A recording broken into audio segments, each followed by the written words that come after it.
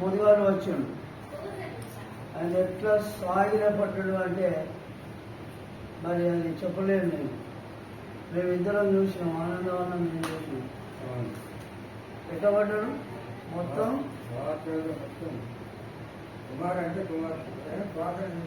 అట్లా దేవుని ఆత్మ పనిచేస్తుంది.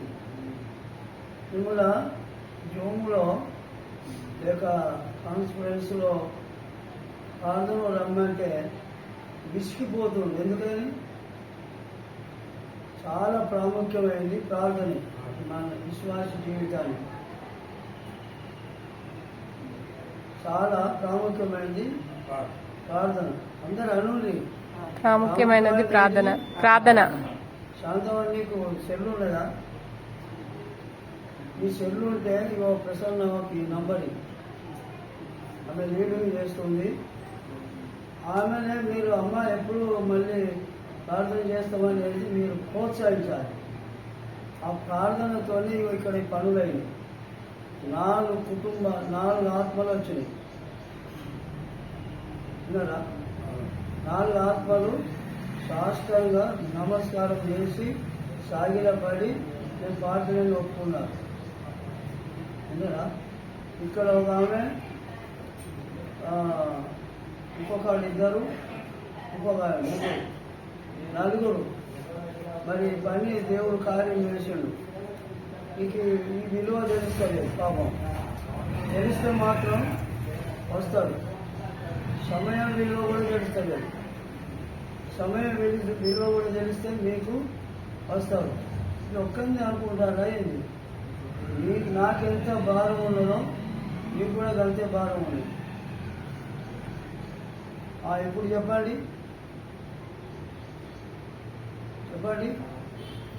దేవుణ్ణి ఎట్లా పూజించుకోవాలి? పూర్ణ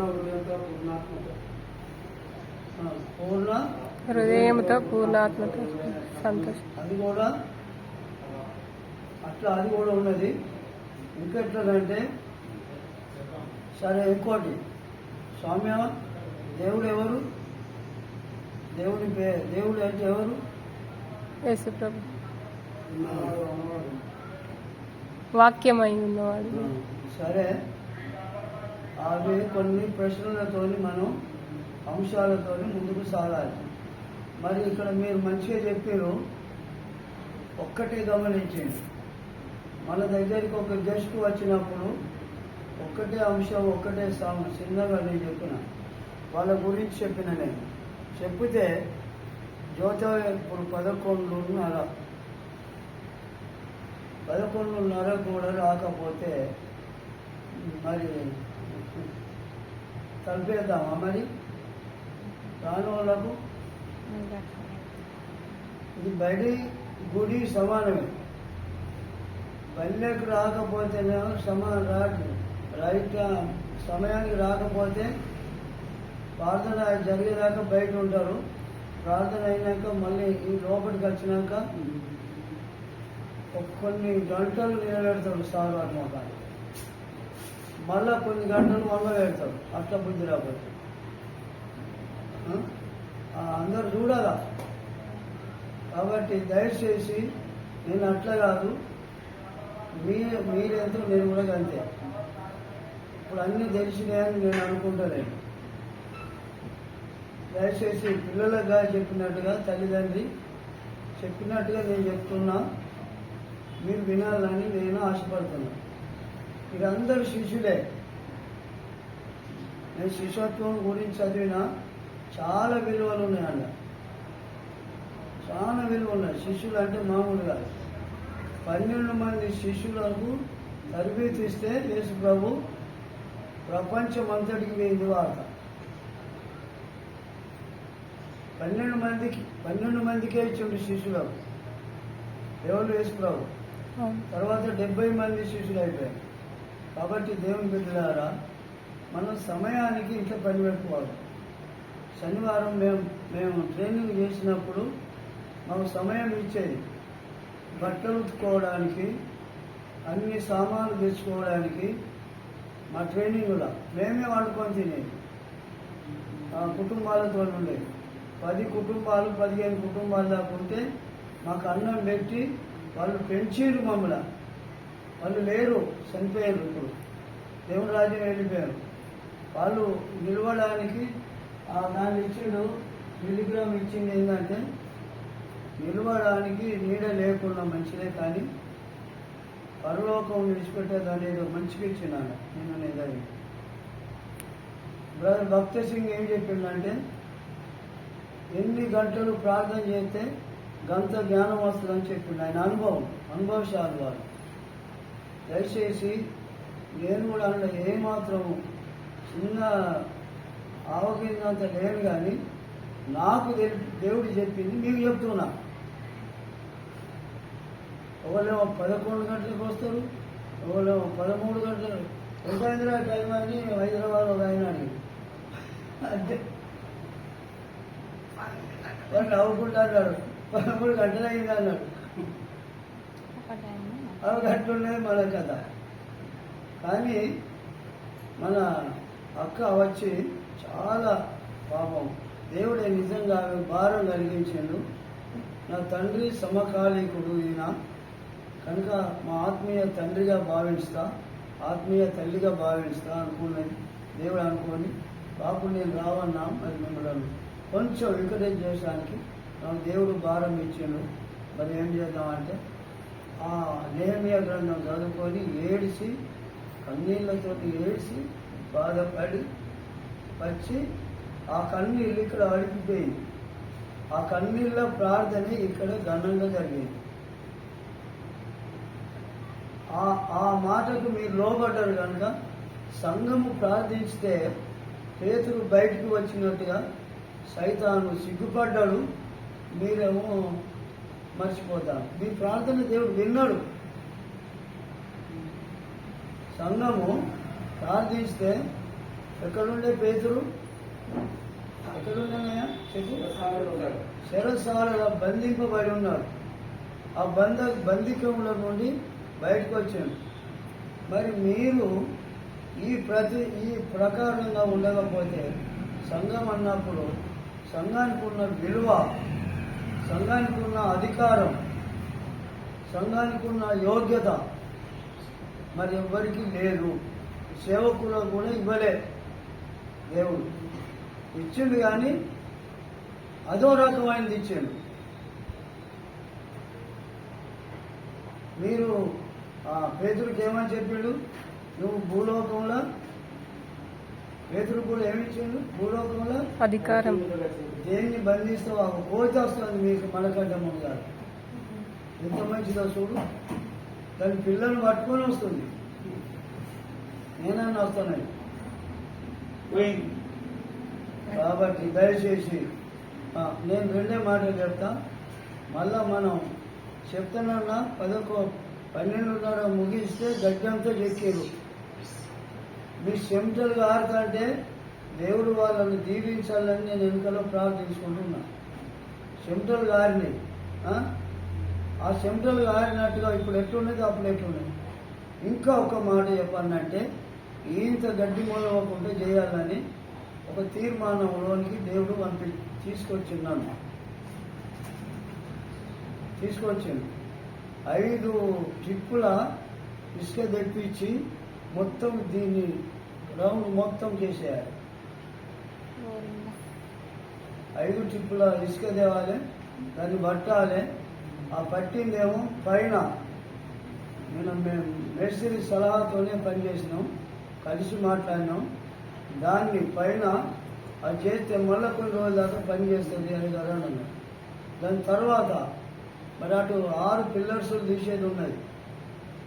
6 పిల్లర్స్ తీస్తే ఇదేమన్నా అవుతుందా అంటే ఈ ఏసీది మాత్రం పోతుంది అని పోతేమనే దేవుడు ఎప్పుడు ఇస్తాడో అప్పుడు పిల్లర్స్ వేసి దీనికంటే కొంచెం పైకి లేపి అటు కూడా ఇట్లానే 3 అంతస్తుల దాకానైనా దాన్ని అవకాశం ఉన్నది కనుక దాన్ని చేద్దామనే ఆశ ఉన్నది.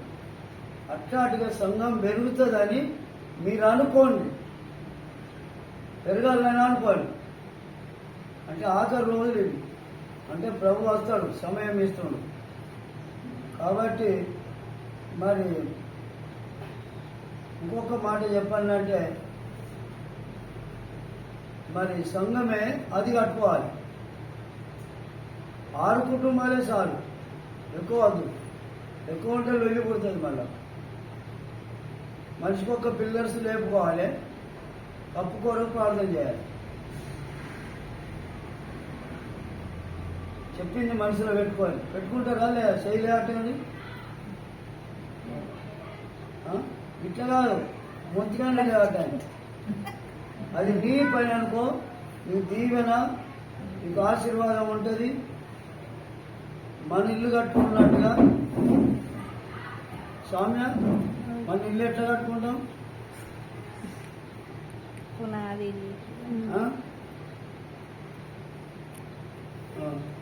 ఇక ఆగు, నువ్వు ఆగు అన్న. మన ఇల్లు ఎట్లా కట్టుకుంటాం? సరే ఆగు. శాంతం, మన ఇల్లు ఎట్లా కట్టుకుంటాం? ఆగండి.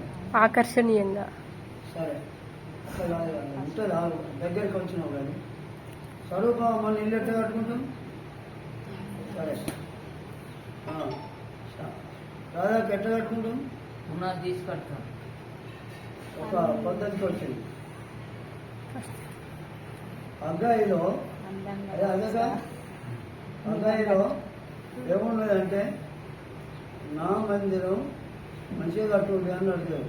ఆడై ఉండగా నా మందిరం ఆడై ఉండగా మీరు సరంపి వేసిన ఇందులో నివసించడం ఇది న్యాయమా? ఇది న్యాయమేనా ఇంత పరిస్థితి? అయితే నేను మందిరాన్ని చూడలే. మొట్టమొదట ఆత్మల భారమే ఇచ్చింది దేవుడు.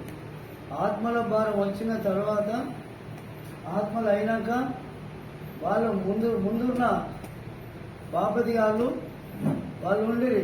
ఇప్పుడు ఉన్నది వాళ్ళకు ఉన్నది కథ. ఎదిరే కాలం ఉన్నది, ఏడ్చే కాలం ఉన్నది. కానీ వాళ్ళ మళ్ళీ ఇంటికి రాకపోతే వాళ్ళది నడవది. డూప్లికేట్ లైసెన్సులు పనిచేస్తలేవు. ఏమంటారు?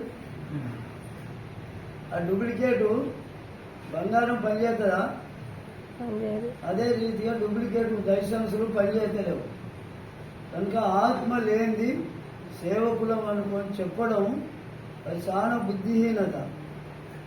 ఎవరన్నా ఇంకో మాట చెప్పాలంటే, విందులోనికి వచ్చినప్పుడు వచ్చి ఎవరు విడవక ముందు వచ్చి అలా కూర్చుంటే, ఇంకో మాటలు చెప్పాను, ఓ పిచ్చిమోకపోవడం ఇది ఎందుకు కూర్చుంది కదా? ఒక పిచ్చిమోకపోవడం నువ్వు ఎందుకు కూర్చున్నావు అని తీసి బయట పడేసింది. ఎందుకు? ఎండి వస్త్రం లేవు, పిలువలే. అట్లుంటాయి కొన్ని మనకు అవసరమైన మాటలు నేను చెప్పు. కాబట్టి మన నడిపవ మనతోటే ఉన్నది. అగ్గిపుల్లకి గీదాటేసింది, మండింది. అబ్బా, ఎక్కడ ఎదిరే, ఎక్కడ పచ్చునోరు, ఎట్టెట్లా వచ్చిర్రు వాళ్ళు. వచ్చి సెకండ్ ఇచ్చి ఇక దేవుని ఎంతో మహిమపరిచింది. దేవుని బిడ్డలారా, అంటే ఒక్కటి నాకు అనిపించింది, అందులో శారదా ఉంటే మంచిగానే ఉండు కానీ ఒక్క ఆలోచన వచ్చింది. ఎందుకంటే వీళ్ళిద్దరు పోతే నేను పోయినట్టే. మా డాడీ మా మమ్మీ పోతే నేను పోయినట్టే. నాకైతే గట్లా అనిపించింది. రాలేదంటే కారణం ఏంటంటే, మరి అక్కడ చూడాలి కదా, ఆ పండును చూడాలన్నాయే, పాలిచ్చే బర్రెను చూడాలన్నాయి. మరి పండుని ఎన్ని రోజులు మరి తీసుకురాకూడదుగా ఆమె చూడు, మన ఏసుమన్నవ చూడు, వచ్చి ఏ పాట వాడానో గా పాట వాడినా కానీ మళ్ళీ తీసుకుపోయి ఆ పాటకు సరి అయిన మళ్ళీ పాట నేర్పించి నోరు తెరవకుండా చేసుకొని తీసుకొచ్చుకున్నది. పండును పెంచుతూ మంచిది అవ్వా, మేము వద్దంటలేము. కానీ పండుకు ఈ ఆత్మీయ భోజనం పెట్టాలి. పెడితే డాడీకి మమ్మీకి మంచి ట్రీట్మెంట్ ఇస్తుంది ఆమె. మీరు ఇస్తే నడవది. ఒకటి సలహా ఇది ఉన్నా. ఇప్పటికీ మన బాబు లేవడు, నడవడు, కానీ అందరినీ వణికిస్తాడు. కూసుండి పోయే గుర్రాన్నే మలుపుతాడు. అవునా కాదా? ఆ గుర్రాన్ని మలుపుతేనే తాళం వేస్తాను. ఆ గుర్రం ఎట్టెట్ట దాన్ని సూత్రిగా మీరందరూ మరి తండిందా లేదా? ఆ గుర్రం మిమ్మల్ని కూడా తండిపోయా. పాపం దగ్గర తీసినందుకే సీక్రెట్గా తిట్టాలి తిట్టడం ఉన్నారా? కనుక దయచేసి కొన్ని ఉపద్ఘాతంగా మీకు సలహాలు ఇచ్చిన మందిరం గురించి దాని గురించి ఇప్పటి నుండి తప్పకుండా 6 పిల్లర్స్ వేసుకోవాలి, దాన్ని లేపుకోవాలి. మన బసంత నగర్ అబ్రహం పాస్టరు ఎంతో పని చేసి దేవుడు ఎంత వాడుకున్నాడు. అక్కడికి పోయి చూసిన ఒకసారి పోదాం. మన శుక్రవారం నాడు 3 ప్రోగ్రాంలు ఉన్నాయి నాకు. ఎలిషాలో కాడ ఒక ప్రోగ్రాం ఉన్నది, కృష్ణవాడలో ఒక ప్రోగ్రాం ఉన్నది, హుజరాబాద్లో ఒక ప్రోగ్రాం ఉన్నది. ఇప్పుడు ఏం చేయాలి నేను? మన దగ్గరికి వచ్చిన అవ్వ తల్లి ప్రభునందు నిద్రించింది. నాకు సువార్త తీసుకొచ్చినటువంటి నా ఆత్మీయ తండ్రి ఇక్కడ నిద్రించిండు. ఇదేమో భీమదారపల్లె మండలం, అదేమో ఇల్లంతకుంట మండలం.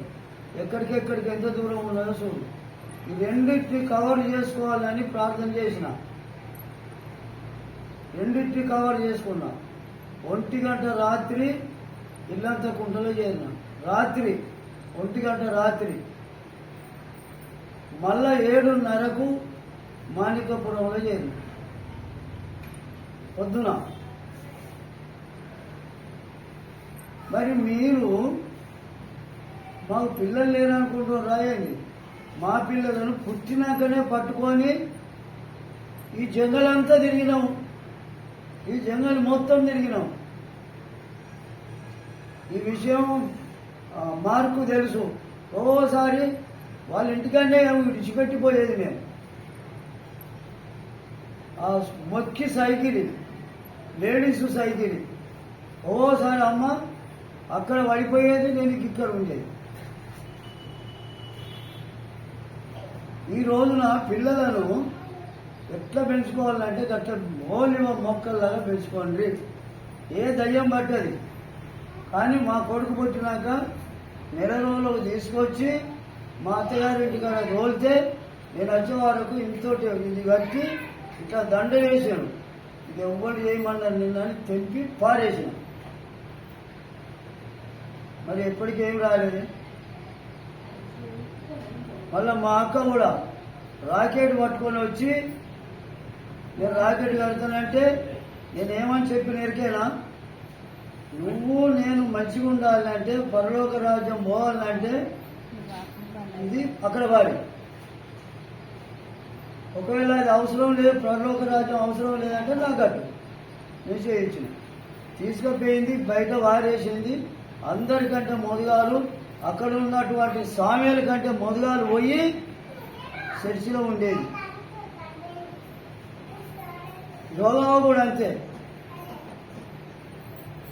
అనుభవాలు కట్టుంటాయి. దేవుని బిడ్డారా, పిల్లలను పెంచండి. అదో ఇప్పుడు పద్మ బిడ్డ కదా, ఏమే ఎవరి బిడ్డ? పద్మ ఇక్కడ ఉన్నది. ఎండి అయినాక కూడా మనతోటే ఉన్నది. వస్తుంది, వాళ్ళు కూడా వస్తారు. ఇక ఒక ఆయన వచ్చేమంటాడు, మా అక్క వస్తుంది, నేను వస్తా సారు అన్నాడు. ఒక ఆయన సాక్ష్యాలు ఉన్నాయి. ఇక వస్తాయి. జర కొద్దిగా ముడుకు నీళ్ళు అటు వేయినాయి అనుకో, ఇక చేపలన్నీ ఎదురెక్కేస్తాయి, మన పంపుల కాడికి ఉంటాయి. సరేగా ఒక్కటే మాట చెప్తా. దేవుడు ఎవరు? ఆత్మ. చెప్పండి. ఆత్మ. అందరు చెప్పండి. ఆత్మ ఎవరు చెప్పారు ఈ మాట?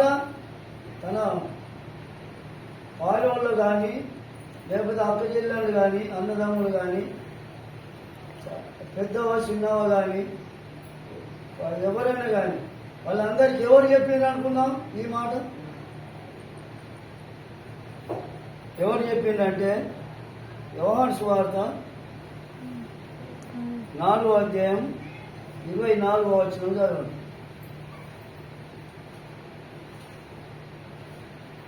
దేవుడు ఆత్మ గనుక ఆయనను ఆరాధించువారు ఆత్మతోనూ సత్యముతోనూ ఆరాధింపవలెనను.